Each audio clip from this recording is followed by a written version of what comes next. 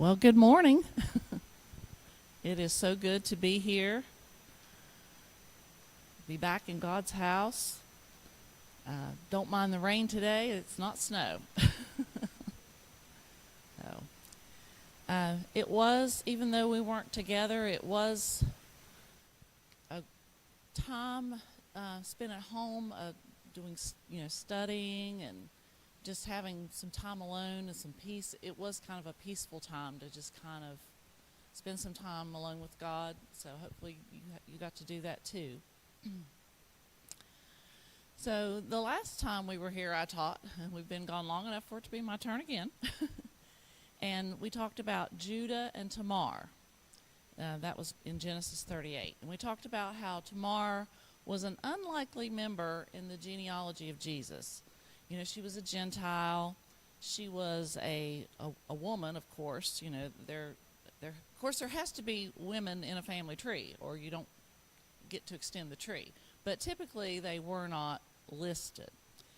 And we know Tamar for what she did. She played the harlot, right? She played the part of a harlot in order to receive what was owed to her by Judah, as the custom held. You know that he owed her an heir. And Judah even admitted that she was more righteous than he was. And their son Perez became the next link in the genealogy that went to David, and then from David on to Jesus. So we see that genealogy. Let's go ahead and bring up our PowerPoint. Go to the next slide. And there's the genealogy. And we see down there around verse 3, Judah, the father of Perez and Zerah, whose mother was Tamar. Several generations later, we find mention of another woman in the genealogy. And she isn't known for playing the harlot. She's known for actually being one. You know, she was a woman, a Gentile, and a prostitute, a harlot. You know, another unlikely person you would think in the genealogy of Jesus. You know, if you were doing your family tree and you had somebody with kind of a past like that, you might skip over them in your genealogy, but they're there. But there she is. And we meet Rahab in Joshua chapter 2. So we'll do verses 1 through 3. Then Joshua, son of Nun, secretly sent 2 spies from Shittim. Go, look over the land, he said, especially Jericho. So they went and entered the house of the prostitute named Rahab and stayed there. The king of Jericho was told, "Look, some of the Israelites have come here tonight to spy out the land." So the king of Jericho sent this message to Rahab, "Bring out the men who came to you and entered your house, because they have come to spy out the whole land." So, you know, Moses had died, and Joshua is preparing the people to cross the Jordan and to take the land that God has promised. So, being kind of that smart strategist and kind of following Moses' example, he sends 2 spies from their base in Shittim. Now, the word Shittim, that is the plural of the word Shittah, which is Hebrew for the word it's the wood of the acacia tree. So if you're following along, in your New King James Version, that it will say that they left from the acacia grove. That's the same place as Shittim. So they make their way. They were told to go spy out the whole land, but especially Jericho. So they make their way to Jericho, and I'm sure, you know, when they came in kind of quietly, not trying to draw any kind of attention to themselves, while taking in information, you know, about the city, checking things out. You know, they're looking at the entry points, number of people, you know, how many guards and where are they, and check out these walls. You know, they're collecting all this information. And then one of their orders of business is they got to find a place to stay. And, you know, we don't know how they came upon it. Perhaps they asked someone who directed them there, but they sent them, you know, they end up at Rahab's. It was the kind of place where they could blend in and not have a lot of questions asked. They didn't go there looking for her services, you know, the services that she offered. It was a place to stay. And when I think about that, I think about the old westerns, the stranger would come into town and they'd go to the saloon, and they always had rooms above the saloon that they could stay. And if they wanted a little companionship, that was also, another service they could opt in if they wanted. So that made me kind of think it was that kind of a setup. Now, despite their best efforts, they did not blend in. They did not go unnoticed. Someone saw exactly who they were and went and told the king, hey, got to warn you about this. And so the king sent a message. He probably sent guards to go to Rahab's house to let them know that they wanted those spies and that she needed to turn them over. They were there to take them into custody. So likely, they would have gotten these men, they might have interrogated them, and most likely they would have killed them. They weren't going to let them go. So, the king's informer, though, was not the only person who recognized who these men were. But this person took a different approach. Verses 4 through 7.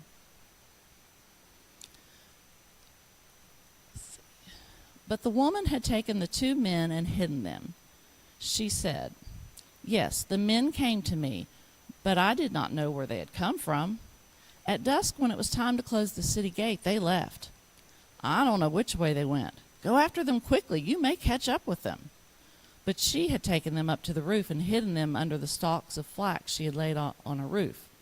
So the men set out in pursuit of the spies on the road that leads to the fords of the Jordan, and as soon as the pursuers were gone, the gate was shut. I always can picture this like as a movie in my mind. You have these 2 Israeli spies, and they've come into town, and they're at Rahab's house, and they're thinking that they're blending in, but really they're sticking out. They're sticking out like a sore thumb. And they were probably taken a little aback when Rahab said, hey, I need to hide you guys. They were probably like, who, us? I mean, we're not any, who are we? But she was smart, and she knew exactly who they were, and she probably knew who exactly was on their way to tell the king. So she had to think and act quickly. So she hides them on the roof, and she covers them with stalks of flax. Rahab, she had a lot of things going on with this business, room and board, other things. This flax could be used to produce linen fabric, lamp wicks, and cords. So when the king's men, when the men arrive, she doesn't deny that those 2 men they're looking for had been there, but she says, oh, they're gone. She gets rid of them. She tells them a story and sends them off on a wild goose chase. Rahab the liar. Well, if you're already Rahab the harlot, what's a liar added to it, They were here, but they left when the city gates were closing. So hurry up, you might catch them. Now, Rahab was taking a really big risk here. She was risking her own life by being untruthful with the king's men. Because if they had found out that she was hiding the spies, they would have killed her as well, I'm sure. So why would she do that for these men that she didn't know? Verses 8 through 14. Before the spies lay down for the night, she went up on the roof and said to them, I know that the Lord has given you this land, and that a great fear of you has fallen on us, so that all who live in this country are melting in fear because of you. We have heard how the Lord dried up the water of the Red Sea for you when you came out of Egypt, and what you did to Sihon and Og, the 2 kings of the Amorites east of the Jordan, whom you completely destroyed. When we heard of it, our hearts melted in fear, and everyone's courage failed because of you. For the Lord your God is God in heaven above and on the earth below. Now then, please swear to me by the Lord that you will show kindness to my family, because I have shown kindness to you. Give me a sure sign that you will spare the lives of my father and mother, my brothers and sisters, and all who belong to them, and that you will save us from death. Our lives for your lives, the men assured her. If you don't tell what we're doing, we will treat you kindly and faithfully when the Lord gives us the land. So this is the conversation that Rahab had had with the 2 spies that she had hid away. There's no going in and out of the city once the gates closed. So once the gates closed, they had to be hidden because there was no way for them to get out. And probably the original plan was they would just, stay the night, and in the morning she'd be able to get them out. But with the king's men showing up, that kind of accelerated things a little bit. This quick action saved their lives. Rahab shares with them something that they probably had not even thought of. She says, "We've heard about you. We've heard about your God." Now remember, they've been out there in the wilderness pretty much by themselves, They've run into these different peoples that she refers to, but, she say, "We've heard about the marvelous and wonderful things that your God has done for you. And this city's been on high alert. Everyone is shaking in their boots. They are scared to death of what's going to happen if you come here." So these two spies, they're probably had thought, well, no one will know who we are. We've been wandering around in the wilderness for years. They should be oblivious to us. No, it's quite the opposite. Word still travels. They had heard about the Red Sea parting. Remember, that was like 40 years ago. So these tales have been, kept going. In Numbers 21, she referred to the defeat of Sihon, the king of Amorites. He wouldn't let the Israelites pass through his territory when they asked, and so they decided to attack, but instead decided to attack them, and he was defeated, and Israel took over their land. And then Og, the king of Bashan, he came out to battle them, and his army was completely destroyed, and Israel took all of their land. And these were all on the eastern side of the Jordan River, and Jericho sat just across the river on the west side. So the stories of these Israeli conquests had made their way back to the city. And sometimes we are like those spies. We think nobody knows who we are. Who are we? We're not anybody. But we have the presence of God with us. And so people recognize that, even though we may not realize it.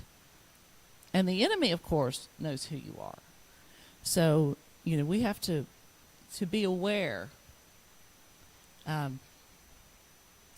of the impact that we make just by our presence and how we bring the presence of God into the room. So Rahab had heard these stories just like everybody else, and she had been equally afraid. But she went beyond the fear, the kind of fear like, oh, I've got to hide, I've got to protect myself, that kind of fear, or I'm shaking in my shoes. Her fear became a reverent fear of God. She was afraid, but it was that reverent fear that she recognized who God is. And that was kind of her pivot point when things turned for her. She didn't run and hide, but she ran toward God. Everyone else is, they're putting up the guards, extra guards, they're hiding away, they're on alert. They're wanting to run away and keep away, but she's running toward God. So these spies coming to her house, this was the opportunity for her to put her faith into action. She believed the God who parted the Red Sea and defeated all these other kings could save and deliver her family when the time came when the Israelites came to take the town. And she says, "Give me a sure sign." Now you remember when we talked about Judah and Tamar, and she was posing as the harlot. She asked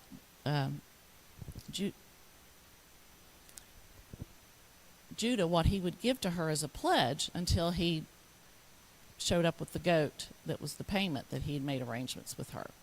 And he says, well, what will you give? She says, what will you give me? He says, well, what do you want? Your seal and its cord and your staff. She wanted something to guarantee. And what she really wanted, she didn't care about getting the goat. What she really wanted was a sure sign that she would be able to show that Judah was the father of her child. So Rahab asks, what will you give me? What sign will you give me that you will spare me and my family? And they say, our lives for your lives. I mean, they knew in that moment she had their lives in their hand. All she had to do was just raise the alarm and they would be taken and it would be all over. And they were like, you protect us, we'll protect you. Verses 15 through 24. So she let them down by a rope through the window, for the house she lived in was part of the city wall. She said to them, "Go to the hills so the pursuers will not find you. Hide yourself there 3 days until they return, and then go on your way." Now the men had said to her, "The oath you made us will not be binding on us unless, when we return to the land, you have tied this scarlet cord in the window through which you let us down, and unless you have brought your father and mother, your brothers, and all your family into the house. If any of them go outside your house into the street, their blood will be on their own heads. We will not be responsible. As for those who are in your house with you, their blood will be on our head if a hand is laid on them. But if you tell what we are doing, we will be released from the oath you made us swear."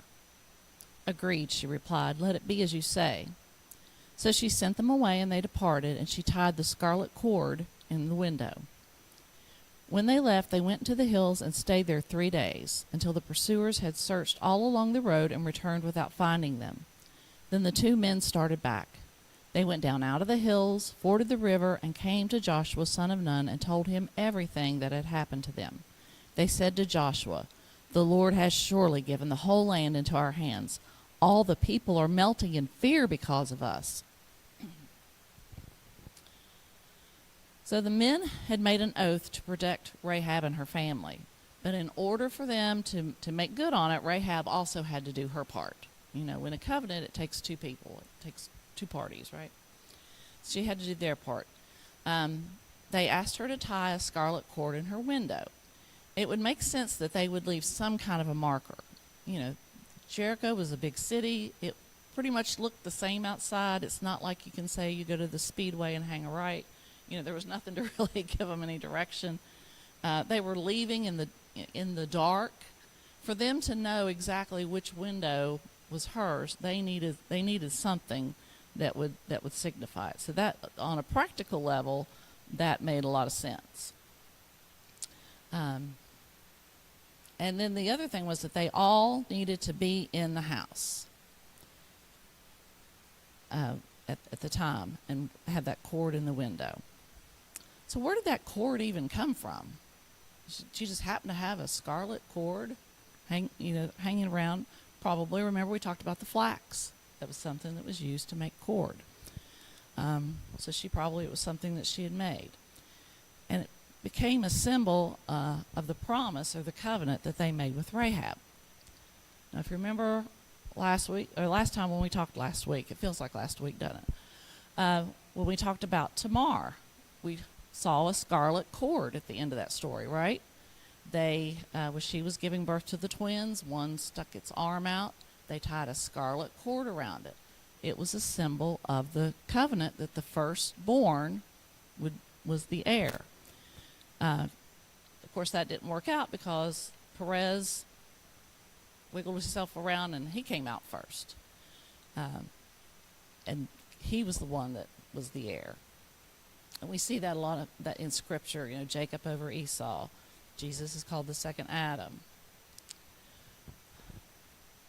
But there's something else to this with this red, this scarlet cord, the red and the promise. The Passover, the red blood of the sacrificial lamb was a sign of protection over the household, and it was placed over the door frame. Is that picture on there next? Yeah. So I'm not saying that this is an artist's interpretation of the red cord in the window. Was it tied on all like that? Maybe not. It may have. A lot of times you see pictures just a single red cord, but it's representative of what it does. Kind of parallel the blood that was placed on the door frame during the Passover, and everyone had to stay inside during the Passover under the protection of the blood that was on the doorpost.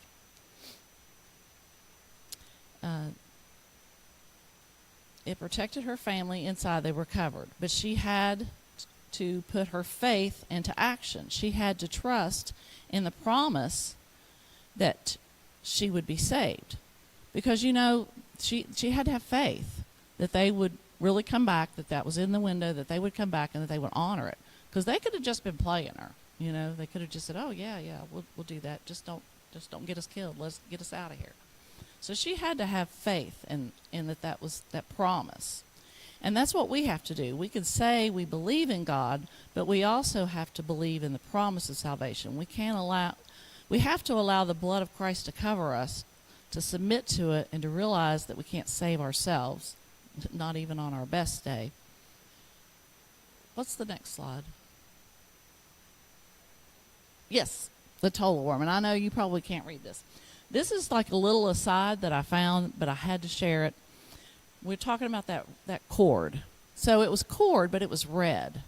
And you know, when we think of the red cords, we think of the curtains in the temple, the priestly garments. But obviously they had a use for them too, with the red. So you have to find something that's going to dye it red. So typically it was some kind of a beetle or a bug. So let me tell you about the tola worm.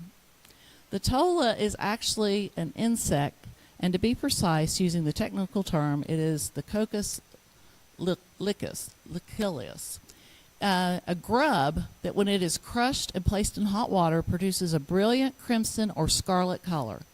It was used as an indelible or permanent color-fast dye for the tabernacle curtains, the veil, and the priestly garments.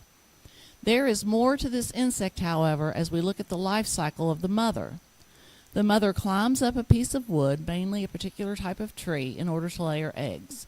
She then attaches herself to the tree, building a hard red shell around her. Inside this crimson shell, she lays her eggs and keeps them under her body to protect them. The baby grubs are hatched, and they feed on the mother's body for 3 days. During this time, a bright crimson red fluid oozes from the mother. This red fluid stains the wood that she is attached to, and the baby grubs are covered, being permanently stained with it. The young are ready to leave the shell after 3 days. The mother, being still attached to the shell and to the tree, dies so that she can birth a family. On day 4, the mother's tail pulls up to her head, making a heart shape, and she is no longer red. She has turned into a snowy white wax. The snow-white body looks like a little piece of wool on the side of the tree. It begins to flake off and falls to the ground like snow. I thought that was pretty awesome. So I had to throw that in there. And it says that the stain it leaves looks like a little heart on the wood. But covered in the red, covered in the blood. And for 3 days. And it's just, when you see how God does things like that, even this little tiny detail of this little bug, the little things that he, almost like little Easter eggs, like they talk about little Easter eggs in movies, it's like little Easter eggs for us in nature. It's just awesome. James 2:18 through 26. But someone will say, you have faith and I have works. Show me your faith without works, and I will show you my faith by my works. You believe there is one God. You do well. Even the demons believe and tremble. But do you want to know, O foolish man, that faith without works is dead? Was not Abraham our father justified by works when he offered Isaac his son on the altar? Do you see that faith was working together with his works, and by works faith was made perfect? And the scripture was fulfilled, which says, Abraham believed God, and it was accounted to him for righteousness. And he was called the friend of God. You see then that a man is justified by works, and not by faith only. Likewise, was not Rahab the harlot also justified by works, when she received the messengers and sent them out another way? For as the body without the spirit is dead, so faith without works is dead also. Okay, so the spies left, and they hid in the hill for 3 days, and then they returned to the camp, and they reported back to Joshua. This is such a different report than what Joshua experienced when he and Caleb and the spies had gone to first spy out the land. Remember, they came back, oh, no, there's giants, we can't do it. These 2 guys, they came back. They're like, hey, we can take them. God has given us this land, and they are scared to death of us. So it was a good report. But some time would pass before they actually returned to Jericho to take the city. And you can read about this if you read Joshua 3 through 5. But just briefly, the things in between time. They moved the people from the camp at Shittim to the banks of the Jordan. And then they spent 3 days preparing for the crossing of the Jordan. They were told to consecrate themselves. And then they have the miraculous crossing of the Jordan, where the waters parted, they crossed on dry ground. They set up the 12 stones as a memorial. And then Joshua called for all the men to be circumcised. So that was going to take time because there's a healing period that has to take place after that. So Rahab waited. And I wonder how many times she went to that window and she held that red cord in her hand, checking it, making sure it was still secure, looking out on the horizon to see if there was any sign of anybody coming. Those would have been hard days. Those would have been long days, wondering. Maybe sometimes she wondered if they had forgotten her, wondering if she really mattered. She was completely unaware of the preparations that they were making. She didn't know the preparations that they had to go through. Sometimes we're waiting and we're waiting and we're waiting for God, and we don't realize that He's preparing things. He's putting things in place. He's setting things in motion for when it's the right time. We don't see it. We don't know what's going on. But we have to wait, and we have to have faith. We have to keep that faith going.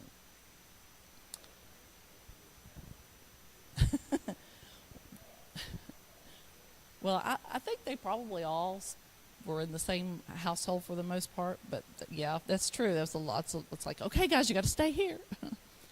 And I know we can all identify with what she was probably going through, and we need to be constantly, making sure our relationship is intact, checking that cord in the window of our soul. We sing that song that says, "On the door frame of my life is the blood of Jesus Christ." We got to make sure that blood is applied there. Sometimes we may have doubts, and that's natural, but we have to keep the faith.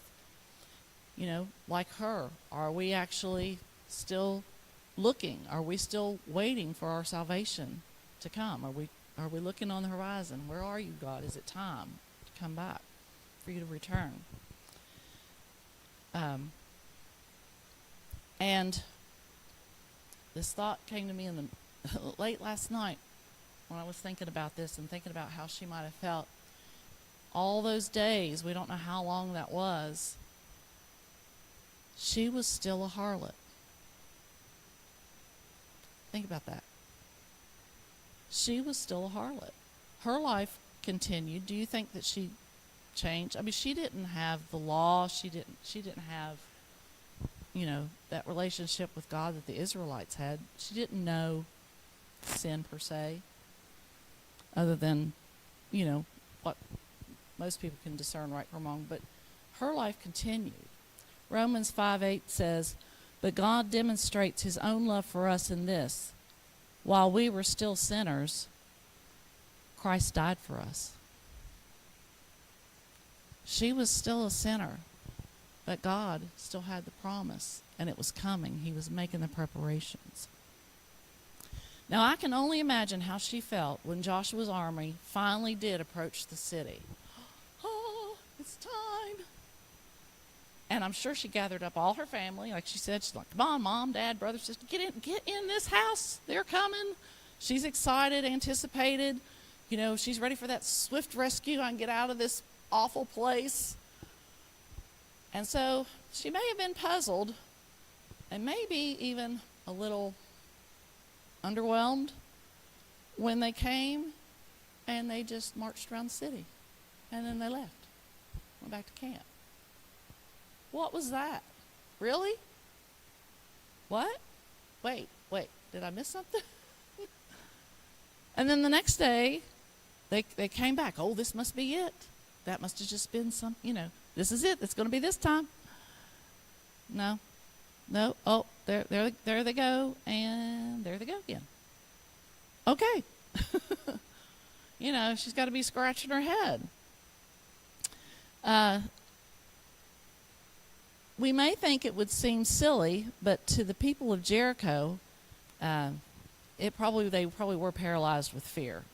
The fact that nobody went out and attacked them while they were doing this, like nobody was like on top of the walls throwing rocks at them or anything. It doesn't say. They were all inside, literally just afraid. According to Joshua 5:1, says, "Now when the Amorite king west of the Jordan and all the Canaanite kings along the coast heard how the Lord dried up the Jordan before the Israelites until they had crossed over, their hearts melted in fear, and they no longer had the courage to face the Israelites." So truly they were just paralyzed by fear. Very intimidated. So there may have been times when Rahab's family wondered if everything Rahab had told them was true. But Rahab's faith in keeping them in the house, keeping that scarlet cord in place, it was crucial. If you've been a Christian, anybody who's a Christian, you've experienced for yourself that God doesn't always do things the way we expect him to do it and in the time frame that we expect him to do it in. We don't understand, but we have to have faith like Abraham in the near sacrifice of Isaac, and we have to have faith like Rahab that God will keep his promise. We have to have faith and be obedient. Now Rahab, she didn't have much experience with God, but she had heard of his greatness and his faithfulness to his people. So even if marching around the city didn't seem like conquering army move, she trusted it, and she did what they asked her to do. She knew she just had to be still. She had to stay in her house with that scarlet thread in the window, that cord, and hold on to that promise. And we know that finally on the seventh day, the Israelites did their march 7 times, and then with the blast of the trumpet, Joshua gave the order finally, and the walls collapsed. So we're going to jump over to Joshua chapter 6. So we'll start at verse 22 through 25. Joshua said to the 2 men who had spied out the land, "Go into the prostitute's house and bring her out and all who belong to her, and in accordance with your oath to her." So the young men who had done the spying went in and brought out Rahab, her father and her mother, her brother and her sisters, and all who belonged to her. They brought out her entire family and put them in a place outside the camp of Israel. Then they burned the whole city and everything in it, but they put the silver and gold and the articles of bronze and iron into the treasury of the Lord's house. But Joshua spared Rahab the prostitute with her family and all who belonged to her, because she hid the men Joshua had sent as spies to Jericho, and she lives among the Israelites to this day. The 2 spies had made a promise, and they were sent to get Rahab and her family. And the scarlet cord was their marker that helped them find her. They got to the right window, to the right home. It was the symbol of the promise they made to her. So they returned with Rahab and her family, and they were placed outside the camp. So they weren't allowed to come in where everybody was. They had to be outside the camp. Most commentators agree that it was because concerned with ceremonial uncleanness, and that they would have had to gone through a purification before coming into the camp. I didn't do a whole lot of big study on that because I knew that would take us down a big old trail, but if you wanted to study how all that works. But you just imagine the culture shock of living in a place like Jericho, living the kind of life she lived, and then coming into the Israeli camp. It would have been a huge, huge culture shock. So, there was going to have to be kind of this transition period in order for them to become a part of them. But, they would be treated well.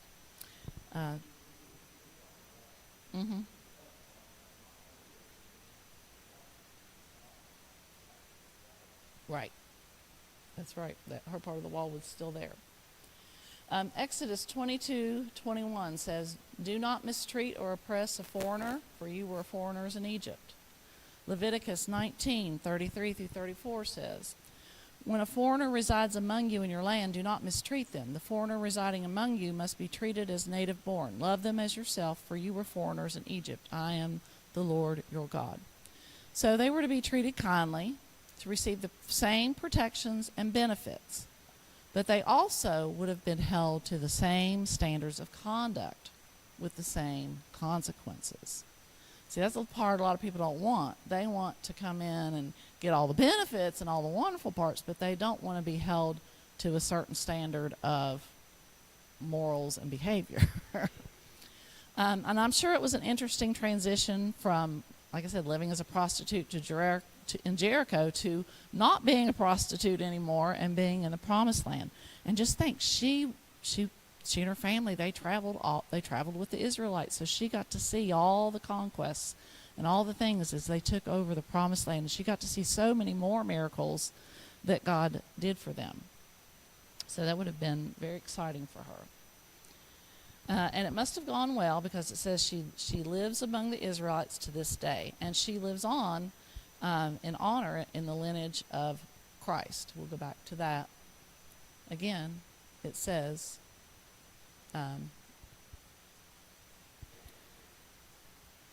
we see Rahab is Solomon, the father of Boaz, whose mother was Rahab.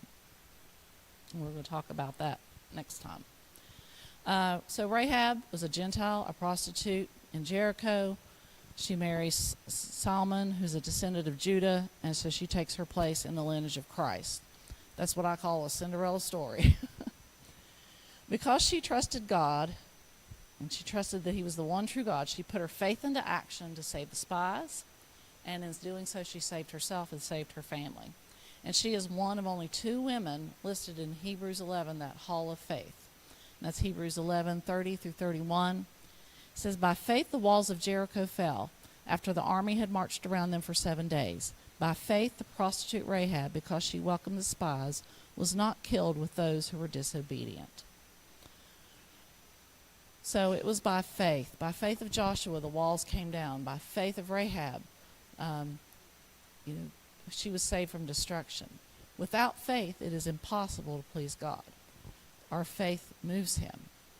Rahab's faith, combined with her actions, demonstrated her faith. It took her from being a harlot to a hero.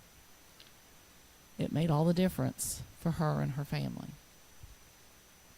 So next time we're going to talk about the next woman in the lineage, and that would be Ruth. So if you want to read ahead on that, please do.